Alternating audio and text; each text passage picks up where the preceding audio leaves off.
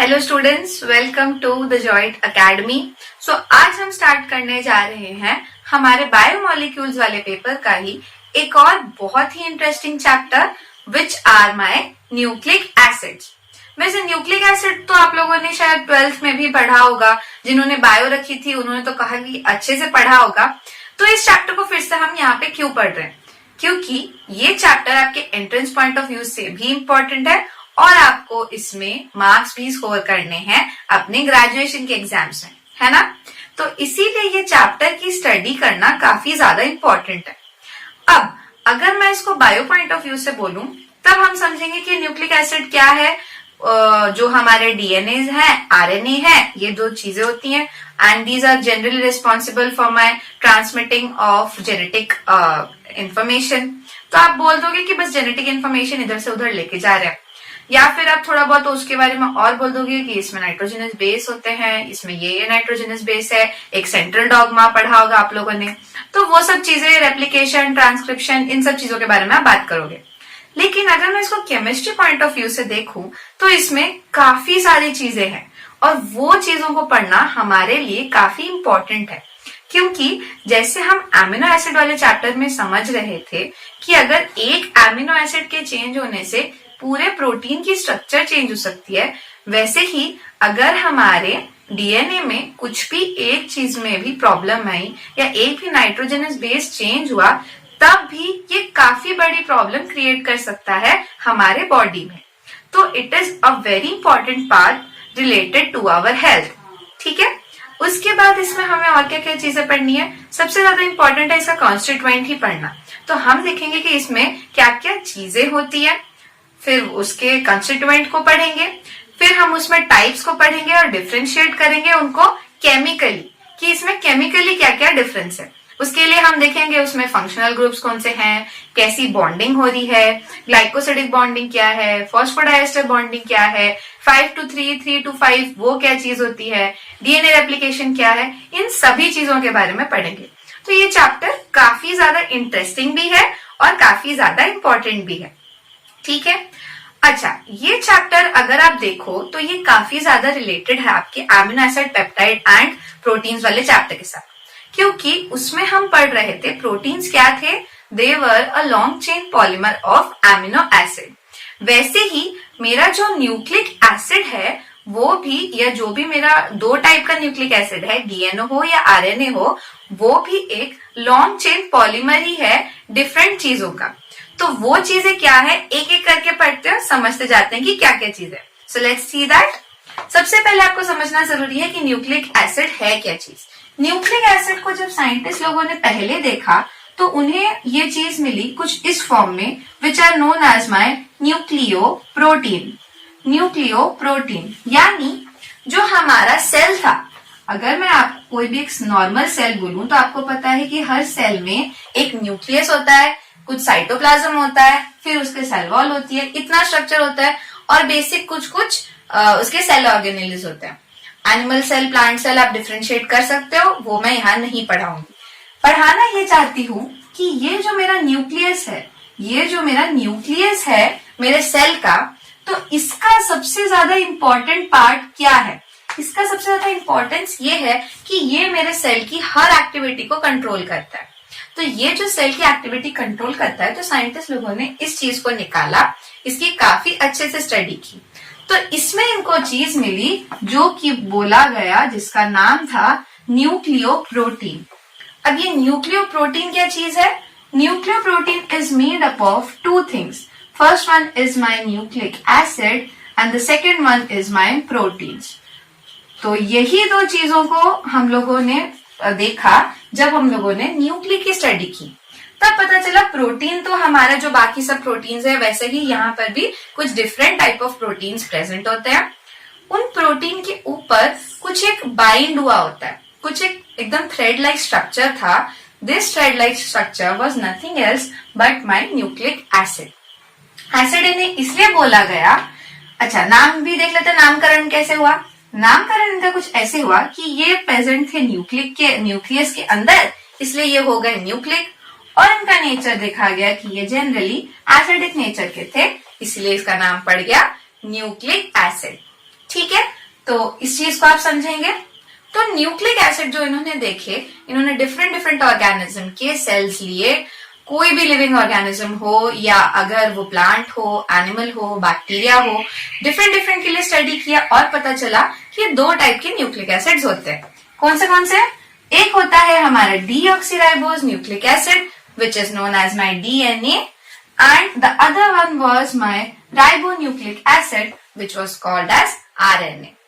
अब पहले तो जब ये न्यूक्लिक एसिड मिला था तब इसको बोला था ठीक है कंपोनेंट है सेल का और इसका फंक्शन क्या है ये नहीं पता था। बाद में जब इसकी और स्टडी की गई तब हमें पता चला कि इसका तो बहुत इंपॉर्टेंट फंक्शन है हमारे जेनेटिक्स को कैरी आउट करने का, हमारे हेरिडिटी में इसका सबसे ज्यादा रोल है। तो इसीलिए इन दोनों को फिर स्टडी किया गया, DNA को और RNA को, उन लोगों के स्ट्रक्चर्स को देखा गया। बायोलॉजी में उन्होंने इनके फंक्शन के ऊपर काम किया, केमिस्ट्री में हमने इनके कॉन्स्टिट्यूएंट आइटम्स को देखा या कॉन्स्टिट्यूएंट मॉलिक्यूल को देखा। तो क्या करते हैं, देख लेते हैं इसको एक एक करके। तो जो हमारा DNA है उसमें और RNA है उसमें, तीनों में 3 इंपॉर्टेंट पार्ट थे। क्या? सबसे पहले था उसमें एक शुगर। ये शुगर जनरली होता है हमारा एक पेंटोज शुगर, लेकिन पेंटोज मैं इसको नहीं बोलूंगी, मैं इसको बोलूंगी हमारा फ्यूरानोज। फ्यूरानोज क्यों बोल रही हूँ? क्योंकि ये 5 मेंबर्ड रिंग स्ट्रक्चर होता है। तो ये जब 5 कार्बन की रिंग स्ट्रक्चर बनानेगा तब मैं इसको क्या बोलूंगी? फ्यूरानोज। ठीक है, तो फ्यूरानोज इसमें प्रेजेंट होता है। कौन से फॉर्म में होता है? 2 फॉर्म में होता है, या तो वो होगा डीऑक्सीराइबोज शुगर या फिर होगा वो एक राइबोज शुगर। जब वो डीऑक्सीराइबोज है तब वो DNA में प्रेजेंट है, जब वो राइबोज शुगर है तब वो RNA में प्रेजेंट है।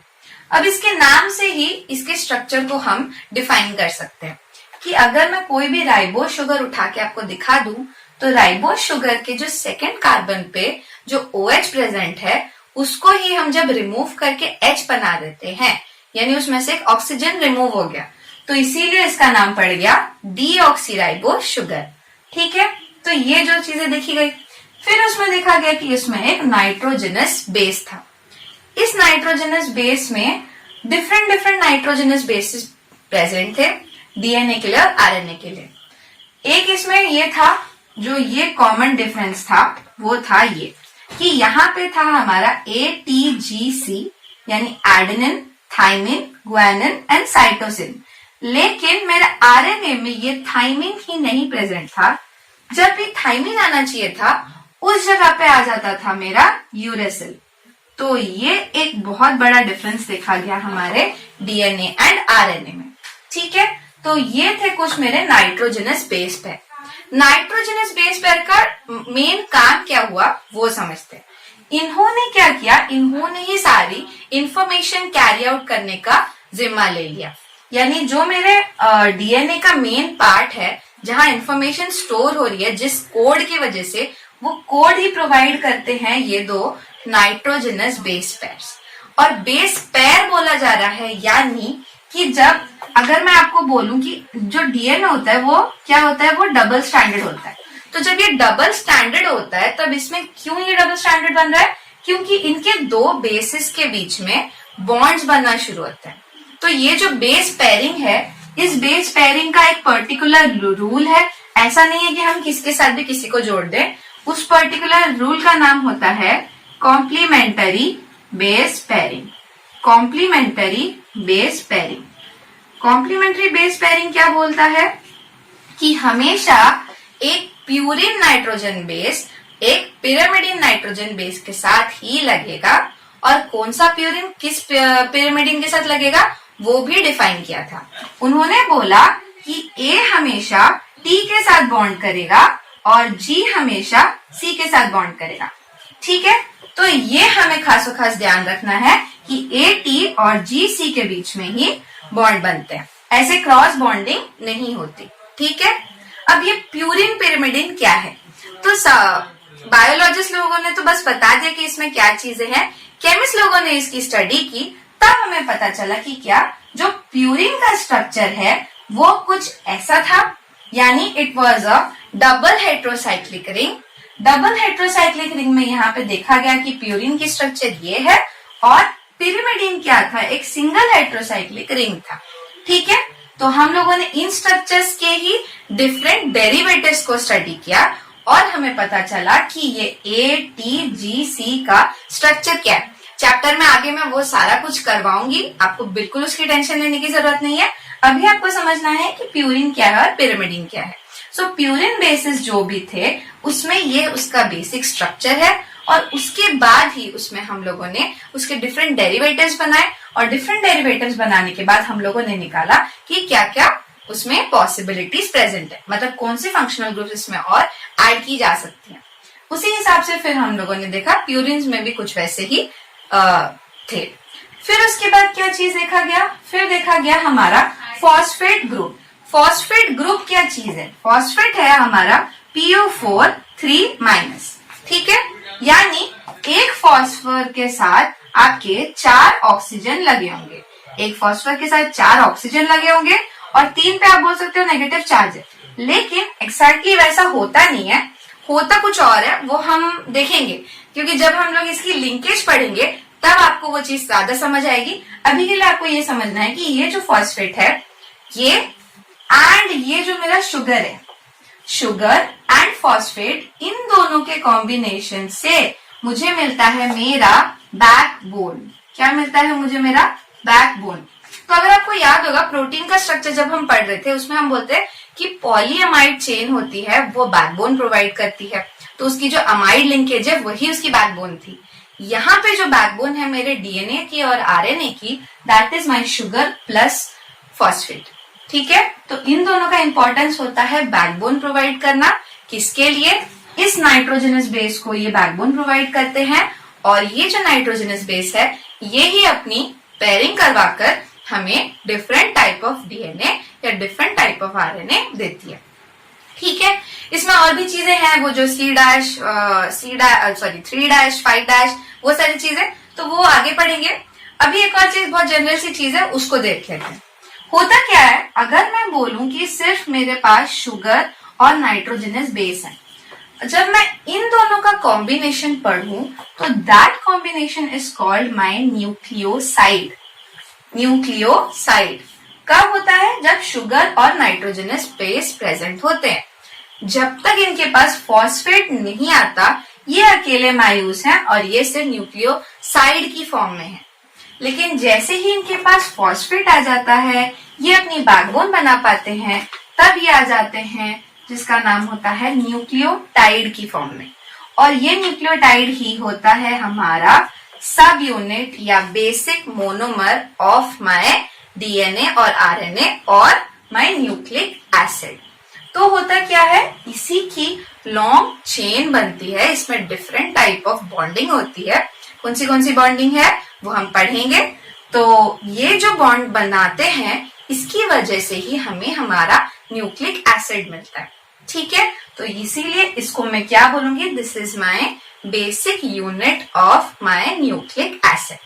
अब क्या होता है न्यूक्लिक एसिड, मैंने बोला न्यूक्लियोटाइड में क्या है, शुगर है, हमारे नाइट्रोजनस बेस है और फॉस्फेट है।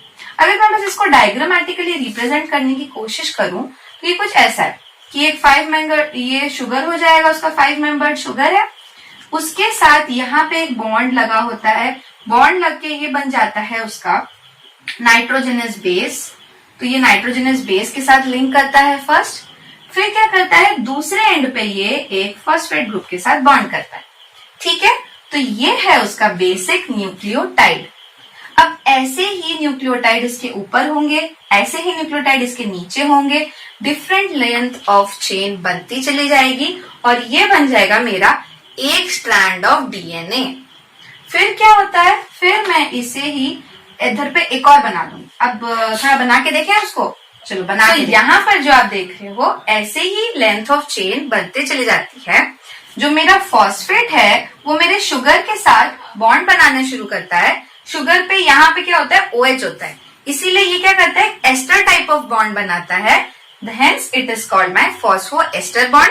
क्योंकि एक फॉस्फेट के साथ 2 लगे हुए हैं शुगर, इसलिए इसको कभी कभी फॉस्फोडाइएस्टर बॉन्ड बोला जाता है।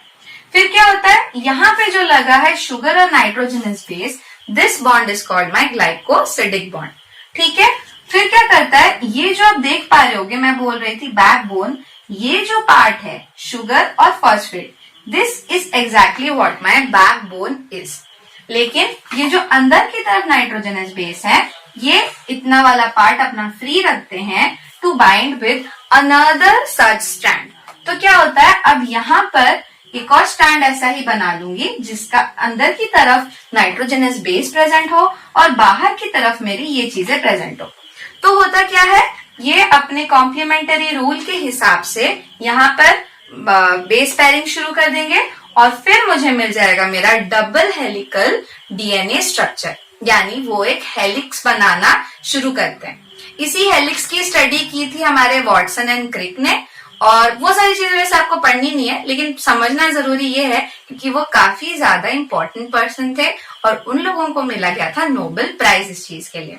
फिर हम लोगों में और भी साइंटिस्ट आए थे जिन्होंने इस बेस पेयरिंग और इसके डीएनए सीक्वेंसिंग के बारे में बात किया था, वो थे हमारे फ्रेडरिक सैंगर।